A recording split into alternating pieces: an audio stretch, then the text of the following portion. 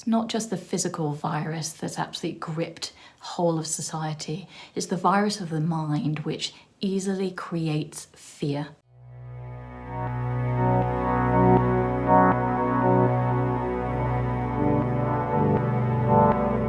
Kids are worried about coronavirus. Who isn't? It's causing a lot of unsettlement at the moment. We're going through a huge amount of change, and of course that's causing a great variety of emotions coming out at all different times. We're having to get used to very different ways of living, and it reminds me of a phrase that was in a song years ago.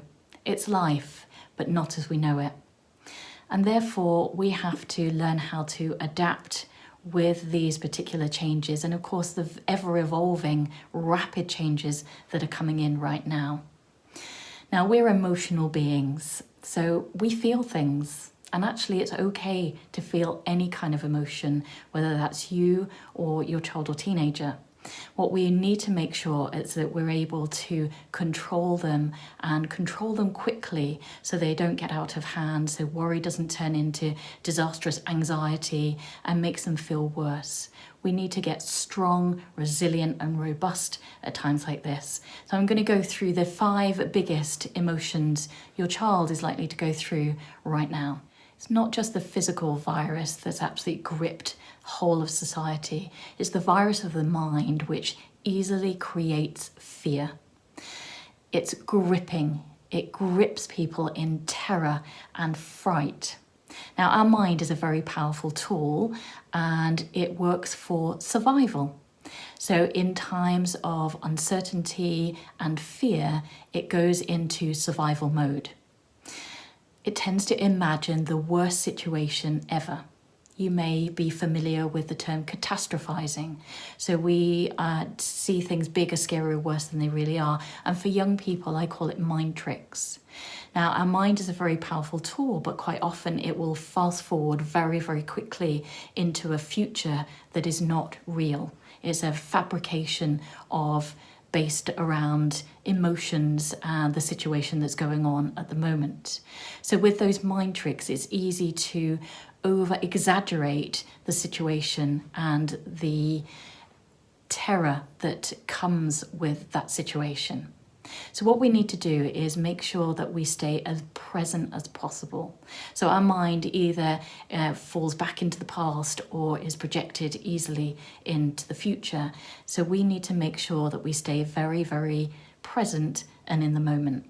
And a simple technique to be able to do that is wherever you are, standing, sitting, just bring your attention and say to yourself, my feet are on the ground.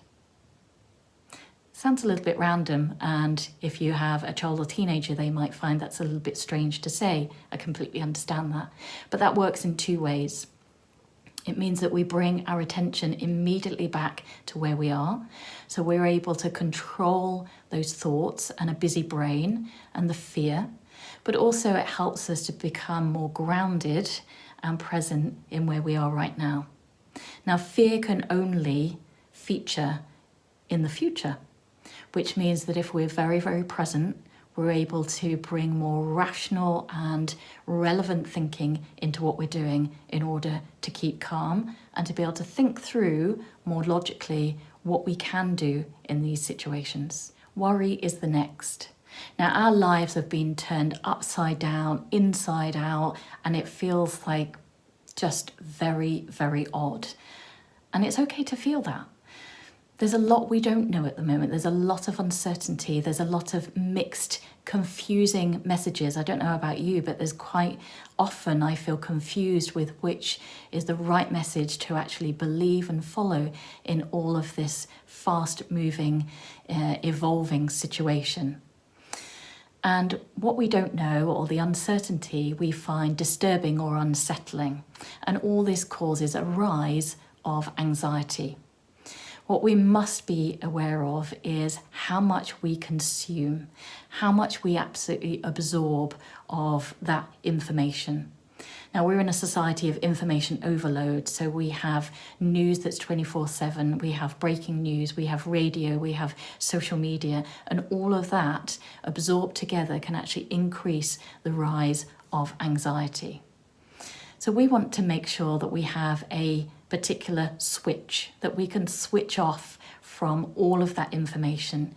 Yes, it's important to stay up to date, but we also have to balance that with how much information we consistently absorb and consume. In order to be able to do that, we need to find space or gaps. Now, just as what makes music is not necessarily the instruments or the vocals or anything else like that, what truly makes music is the gap or the space in between the notes. And what we need to do here to manage the anxiety is actually find the space or the gap in between our thoughts and in between the information that we consume. It allows us that greater headspace just to take a moment to remove ourselves for a moment from that situation or from that information in order to just give our mind chance to relax and then be ready for the next phase of things. The clearer and calmer our mind, the easier it is to work through this whole changing and challenging situation. Anger is a natural response to the situation and quite often the resistance to change. Now, just about everything has stopped. The life that we know it has significantly changed, and that's where resistance can easily come in. So all your child's activities, school, your work life, everything has significantly changed, and it's easy to get resistant and reactive about that, which is where, of course, the anger bubbles over.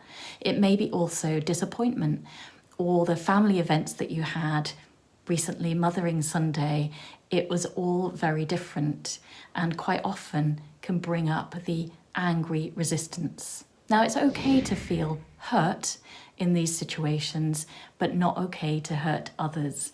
And what I'm going to share with you is how to respond rather than react.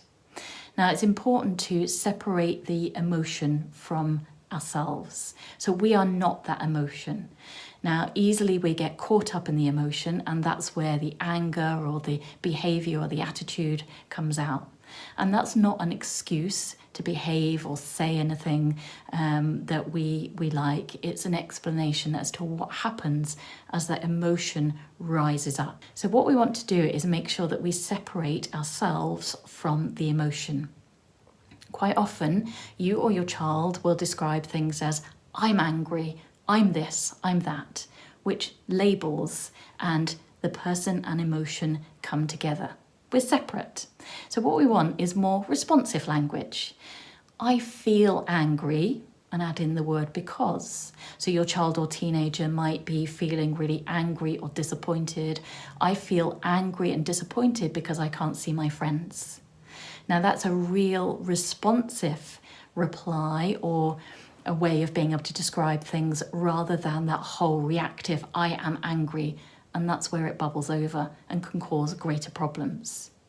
Or it could be when we're all clumped together, cabin fever might easily come in and quickly. So it may be that brothers, sisters, siblings, things like that, he or she makes me feel upset when ...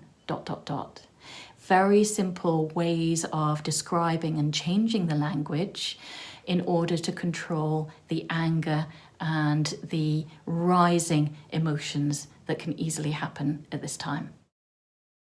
Panic and despair is another huge, big emotion for young people.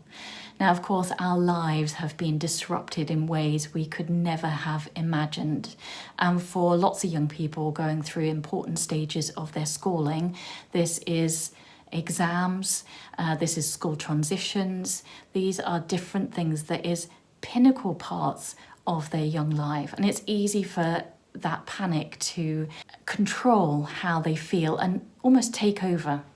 And their thoughts are projected into the future and they catastrophize about their future and it creates even more devastation and despair. Now, for young people, this despair could be that they're not going to get their exam results that they are expecting because they're just based on mocks, or they're not going to get the college or university place, or they're not going to have such good job prospects. Or one young person shared recently about they're just going to be known as the year that the grades were kind of guessed. All of this is causing huge amounts of panic and anguish for young people. And also for children in their last year of primary school, are they going to have all the great things of being able to leave that school, or are they just going to transition into secondary schools? There's a lot of different questions and unknowns that even you as parents can't answer for them. Now, we haven't got the answers, and we don't know a lot of things as well. So it's being able to help manage as much as possible. And it comes back to remaining present. So what we want to do is the ABC of bringing attention and awareness. So A is the attention and awareness to those thoughts, that panic that's starting to rise up. And there's a lot of what we can't control at the moment, but there are certain things we can. And that's being able to control and recognize our emotions as soon as they start growing and appearing. So attention and awareness to what the feeling is and what the emotion is. Then to breathe. Now, quite often our breathing changes without us realizing. We don't think about our breathing, but you often then will come from the upper chest and our shoulders, and it will become very choppy and very heavy perhaps. So the next thing is learn how to breathe a little bit deeper, to slow the breathing down. And what this also does is help to slow the thoughts. So by bringing attention to what the emotional thought is, slowing down the breathing to slow down the thoughts, and then finding a way to focus on something that is calm. So focus on a calm thought. Now, a calm thought can be a place, a colour, a word, or something else that just as soon as your child mentions it, you can focus on it. Now, our mind, as much as a powerful tool, can actually only focus on one thing at a time. So if you're focusing on the calm thought, it could be just relax, it could be the colour blue or anything else. It could even be a pet. Anything that allows that moment of calm to come in. Keep focusing on that until actually that panic and that anguish has started to subside, and it makes it easier to be able to think more clearly through what needs to happen next. Insecurity. Change, uncertainty, worry, fear, all creates an unease and insecurity. And we all feel it. We're all going through those kind of ups and downs. One moment you feel okay and you think you've got it together, and then the next minute you're kind of all over the place. We're all feeling it because it's such a strange time. It's very, very odd. And none of us can really sort of describe it. We're all feeling those ups and downs on a daily basis. Now, we can't change certain things, but there are certain things we can change within ourselves and how we control things, such as our thoughts and actions. So it's about taking charge daily of those thoughts and actions, focusing on the things we can do. Now, one of the really important things is to maintain or create some kind of routine. Of course, daily lives, Monday to Friday, you knew your routine. You would get up at X time in the morning, you would do the whole breakfast, get ready, rush out the door, the whole day would unfold, and then you would come back to after school activities and things like that. All of that has changed. So it's important now to start creating new routines. Stick to a certain time getting up each morning, particularly from Monday to Friday. It's the same kind of routine. It might be slightly different from getting up. If you had to travel or your kids had to travel to school, it might have been sort of a 6:30. Maybe you'll have a bit more relaxed. It's 7:30. That's okay.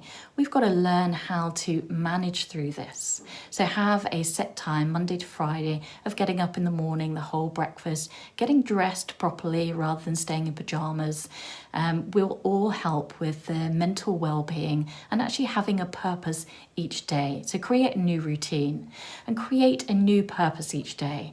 Now, this might be something really, really small, like every day they have the responsibility of feeding the pets or helping you feed the pets depending on their age, or taking the dog for a walk, or helping with household chores. All of these will give your child purpose in their day. So they're going to have certain amounts of schoolwork to do, but also they're going to have a lot of time which they feel a little bit unsettled about. So give them a purpose, and at the end of the day, they feel like they've achieved something, not just some schoolwork. The other thing is learning how to become more resilient with these particular situations. And resilience I liken to a strong tree. Now, a tree has to learn how to bend and weather the storms so that it can stay sturdy and become more grounded with its roots. Through these particular purposes and routines, it allows your child and you to become more resilient and resourceful through this particular challenge and through this storm that we're all going through. And I just wanted to cover something that many young people have been asking me about. And is it okay to smile and laugh still?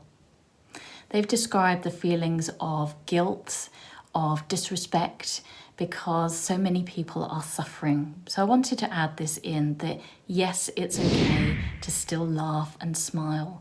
Now, of course, there is a lot to think about, and there's a lot of anxiety and uncertainty, as I've covered in this video, but it's also important to keep some level of normality too. And in everyday life, we smile and we laugh. And this helps to lift mood. And it's also important to keep context around smiling, laughing, things like that. We're not smiling or laughing at the situation or at a person suffering. Actually, what we're doing is making the best of what we've got. So there are lots of things we can't control at the moment. There are a few things that can. So one of them is finding something every day to smile or laugh at. Now, this could be family games. This could be doing a memory board, such as getting pictures of holidays or family events and creating like a memory board to be able to look at and smile at and remember some of those really fun times. It could be telling jokes. We did this as a Mothering Sunday thing. We got together on a group Skype and we told loads of jokes, and it was just really funny, and it's so good to giggle and laugh. So as much as there is a lot of uncertainty and a lot of anguish and anxiety and worry and fear, we also want to bring in some level of smiles, giggles and laughter. So reassure your child that yes, it's still okay to smile and laugh and find things to be happy about. So it might be memories, it might be games, it might be being creative and new things that come out of these different situations, but they shouldn't feel guilty or anything like that. Find different ways to laugh, smile, and share with us what has made you giggle, laugh, and smile in your household over this time.